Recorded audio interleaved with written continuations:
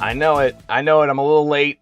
It's always interesting to get set up and going here every morning, and especially whenever we're remote, which we are today. It is Illinois in Focus Daily. I'm Greg Bishop. Thank you so much for being here and supporting the show. Gosh, you guys are flooding the live chat already. As I'm here remotely for the next few days here in the northern part of the state, it's great to see people who tune into the show and the appreciation they have to the work we do here at the Center Square. So I got to meet some of you last night at an event up here around Aurora. I'm actually parked at the Aurora Sportsman's Club. I'm going to be here for the next few days.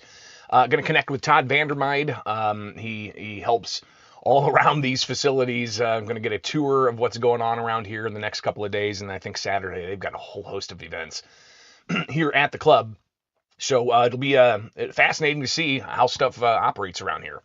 I'm actually hearing in the background in the distance some gunfire right now. They've got so many different ranges, and I'm sure some of the live chat as well is going to be sounding off on this. But we're live. I'm in my camper and sipping on some, camper coffee. It's always good. But give me a thumbs up if you guys can hear everything all right and how it sounds.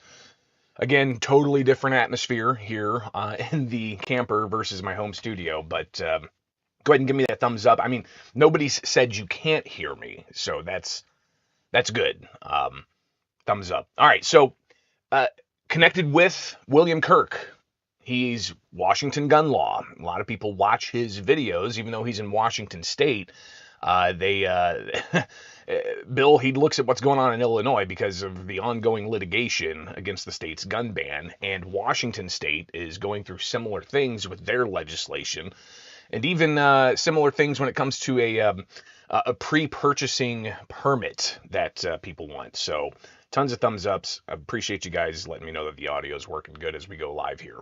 So I'll share with you some of what I had to talk about with William Kirk coming up. All right. We'll also talk about education as the secretary of the Department of Education for the federal government saying that parents need to be able to put their kids into a school of their choice. Well, I asked Robin Kelly about that yesterday, so we'll revisit that as well. All right, so it's all on the way here with Illinois in Focus Daily. I'm Greg Bishop. Like, subscribe, hit that notification bell, and as always, get the headlines in your inbox. Just go to thecentersquare.com.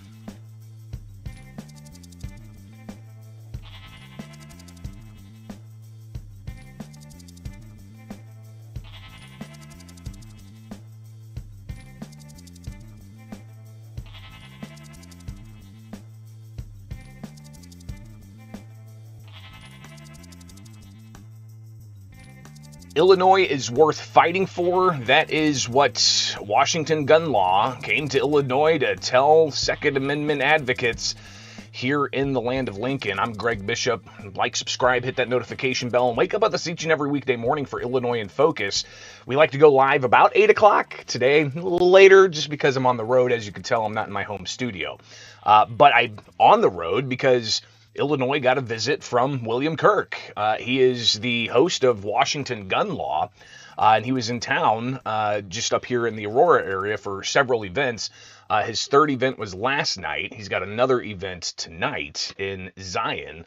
Let me pull up where that is exactly. It's going to be at 5 Star Firearms in Zion, so you can go and see William Kirk in person.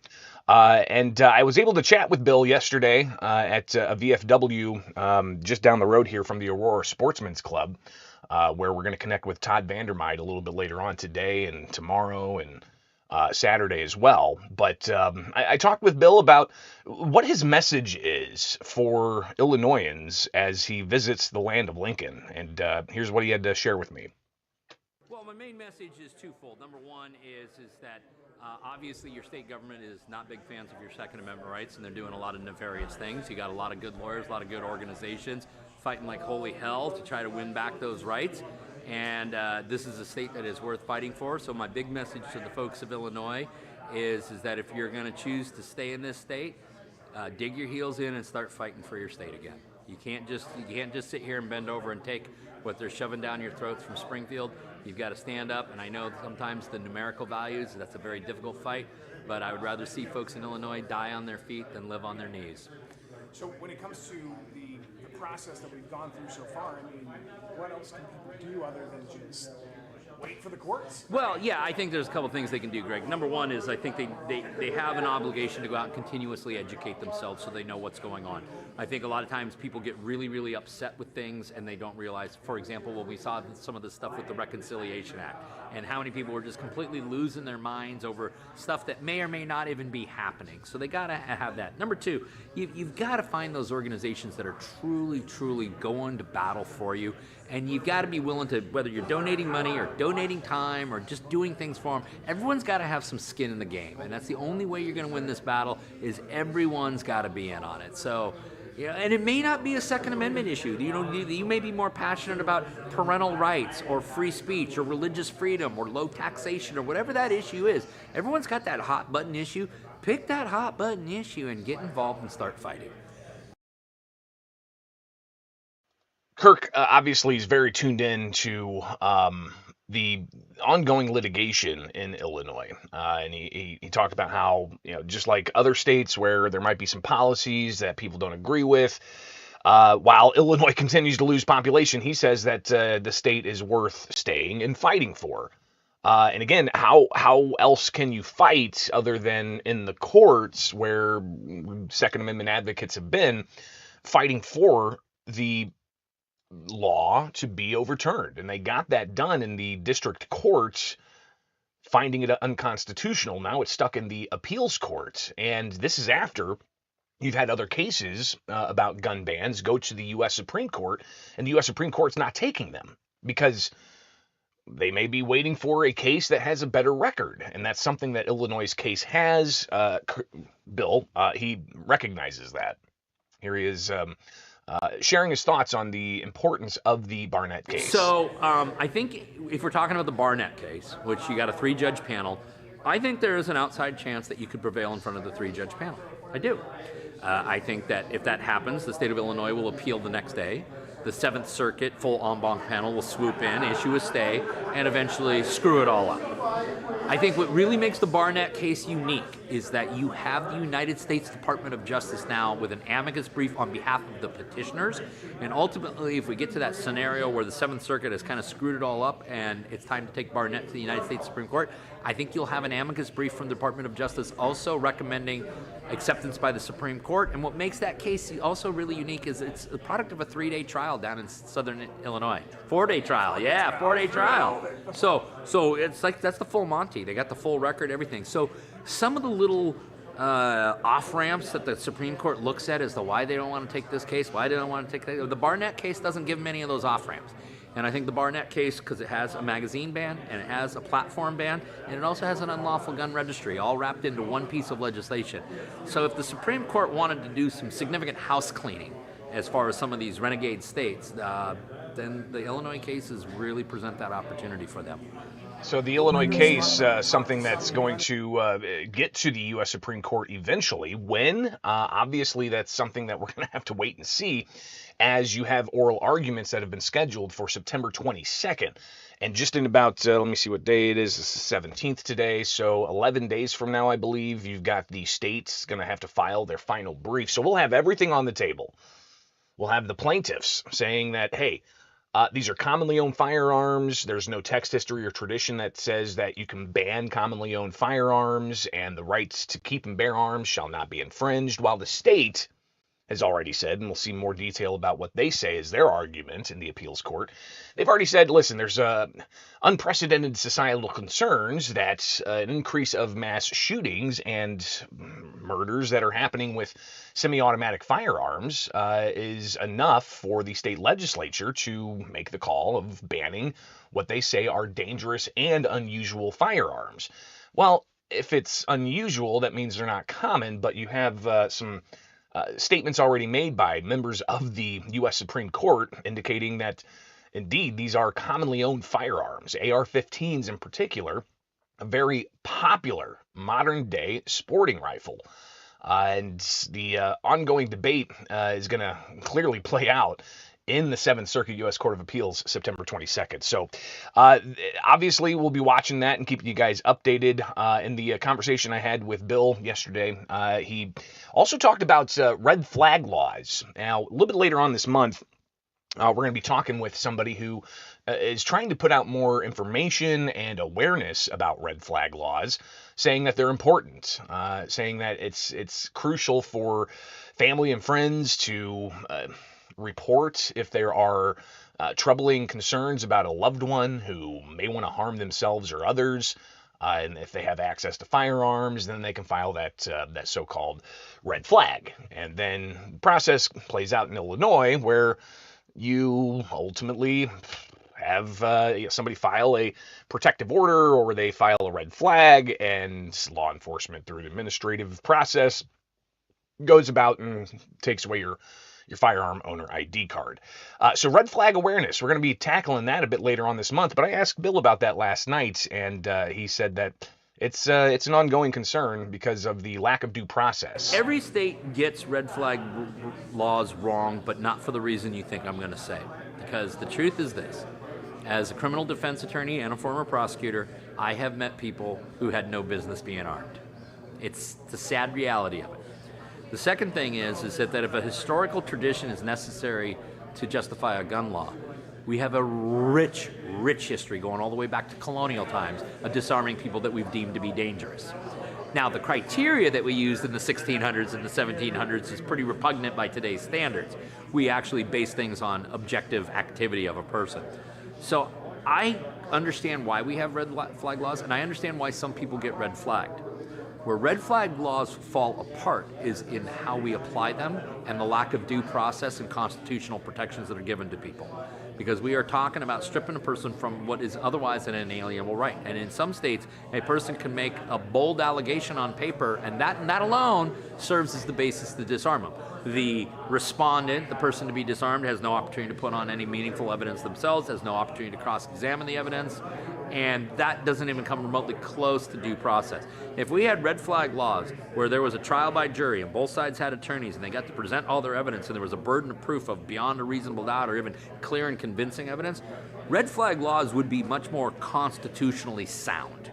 But until states start doing that, and the only state that does something even kind of close to that is Maine. They have yellow flag laws, and what are they doing right now? They're working to amend their yellow flag laws to make them more like Illinois red flag laws. They're going in the opposite direction. So until we have some type of procedural safeguards, we are depriving everybody of procedural due process. So Kirk talking about the importance of due process, and we had the Rahimi case that really, again, highlighted the importance of that due process that's needed when somebody's rights are taken away. Administrative hearings, that's not really due process. Administrative hearing can take place with Illinois State Police, for instance, reviewing history and then finding something that's a flag and then taking the step to either suspend or revoke a FOID card. And that's really where Kirk lately has been talking about the possibility of confiscations, especially in the context of the Protect Illinois Communities Act and the ban on firearms that are semi-automatic and large capacity magazines and such. But Kirk talks about confiscations, the possibility of that, and how that could play with a scheme like the firearm owner ID card. I think that when we talk about the doomsday scenario, confiscation, Illinois State Police running around kicking in doors and rounding up guns, okay? Could that be done?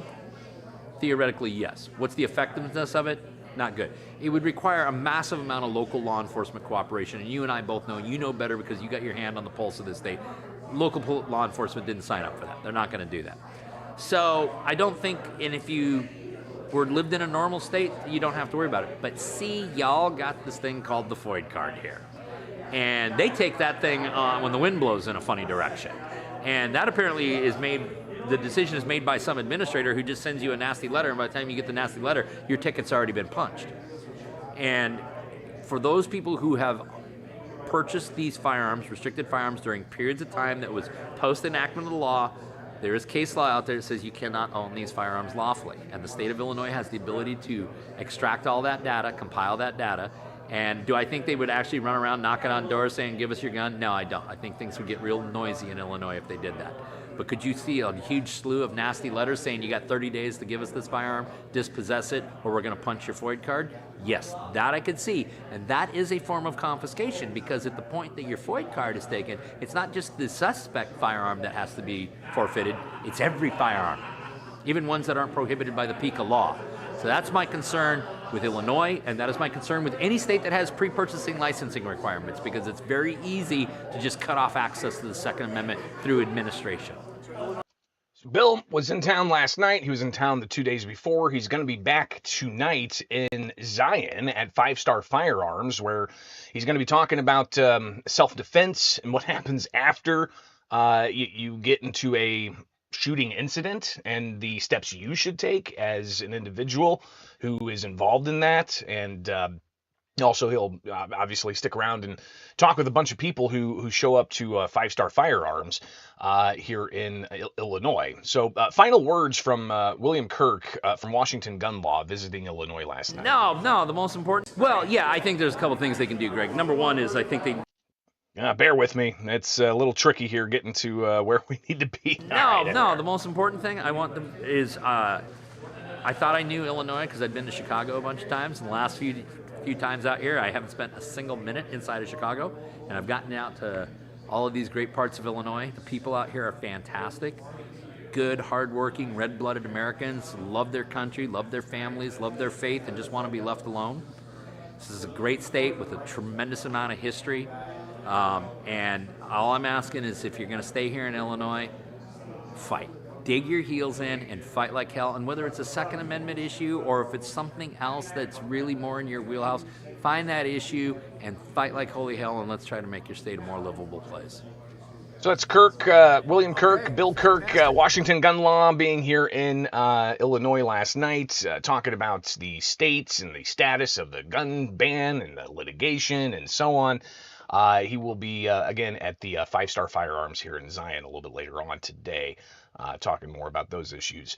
All right, it's Illinois in Focus Daily. We will be watching all of this and more. Be sure to like, subscribe, hit that notification bell, and wake up with us each and every weekday morning as we bring you the latest of what's going on in the land of Lincoln. And coming up, we've, of course, got a conversation about education that we'll tackle, so stay tuned for that. It's right here with Illinois in Focus Daily.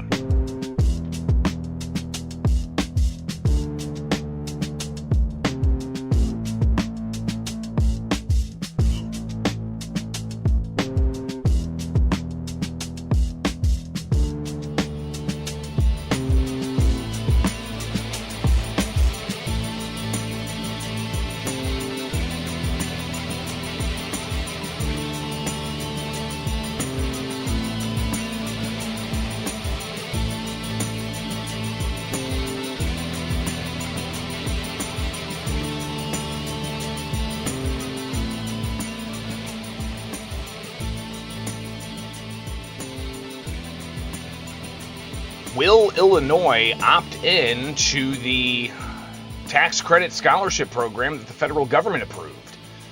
It's an ongoing question as we head into the 2026 election, but also the 2027 implementation of the new federal program that allows for a $1,700 donation to a scholarship granting organization in exchange for 100% federal tax credit on that $1,700. It's Illinois in Focus Daily. I'm Greg Bishop on the road here in my camper as we bring you the live program each and every weekday morning. Sometimes I'm in my home office. Other times I'm likely going to be out on the road, traveling around the state of Illinois, see what's going on in various places. I'm up at the Aurora Sportsman's Club this morning, and I'll be here for a couple of days. Thanks to the club for letting me park my camper here. So we've got the ongoing question about education and how the state of Illinois could possibly go about joining the federal program that was part of the big, beautiful bill to allow for parents to take their kids to a school of their choice. Here is Linda McMahon, the secretary of the U.S. Department of Education, yesterday at an ALEC summit, the American Legislative Exchange Council, and they talked about the program that was created with the federal tax credit for school scholarship grants that people want to make.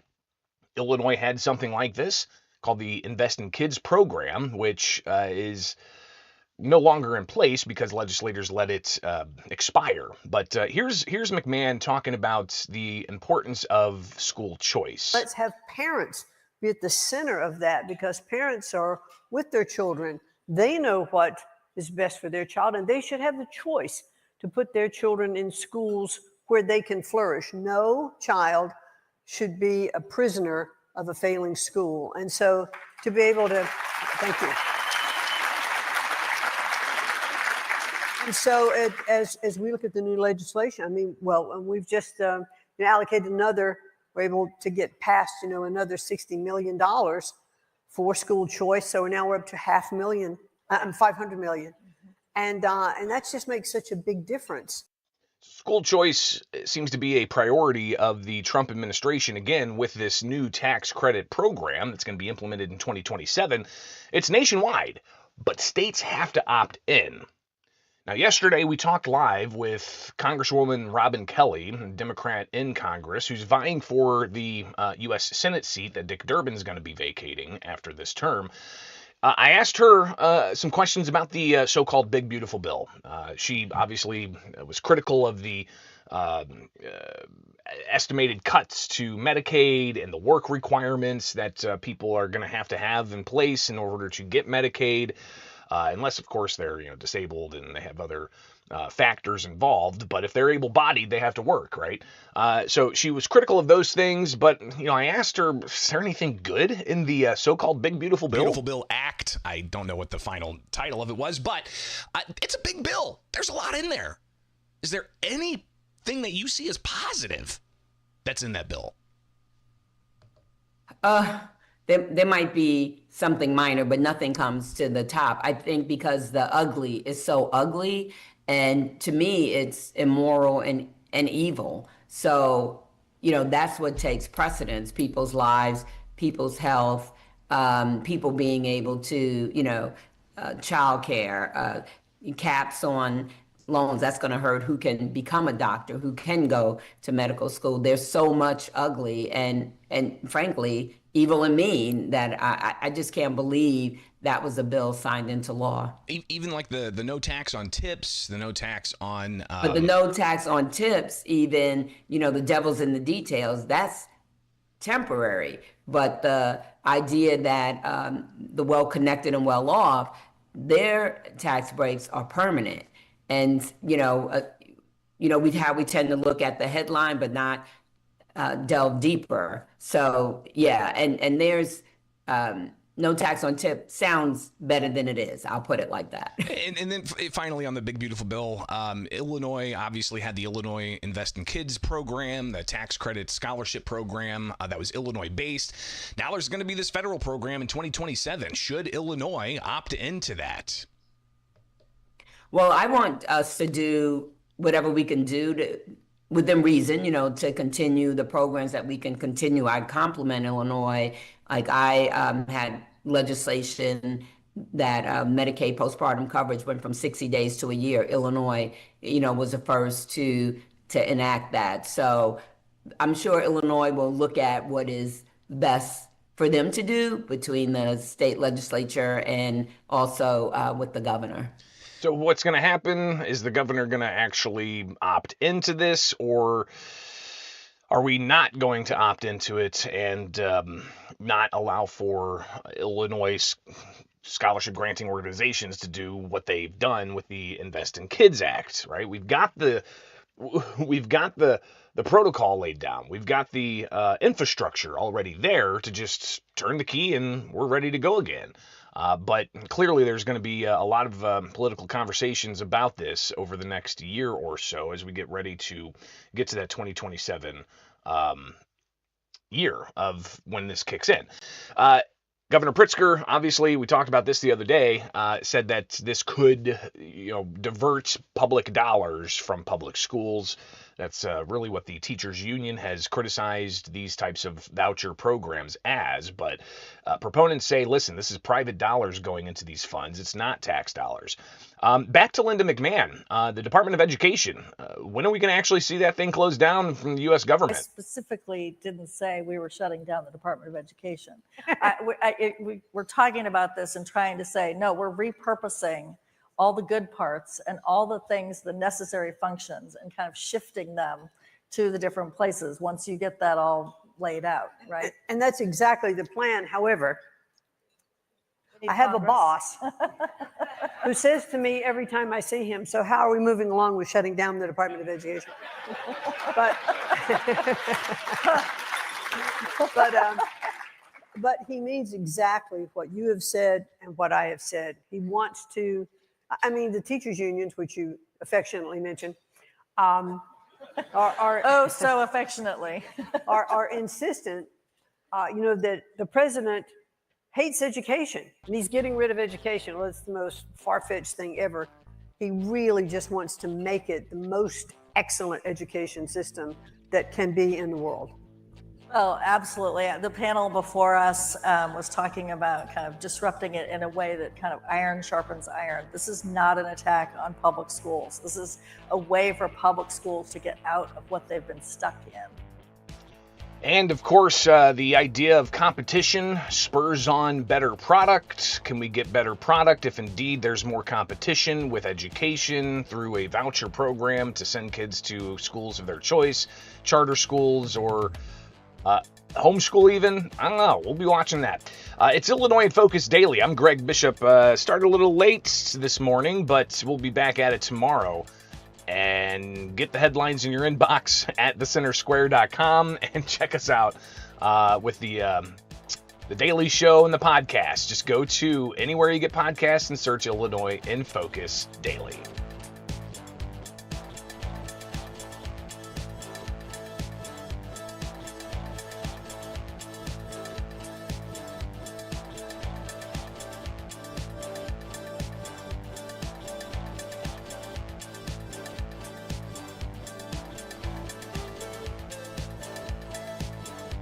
All right. Another on-the-road show. Kind of interesting to get used to this, especially I don't have the air conditioner unit on because it's kind of loud. I mean, this is a small camper.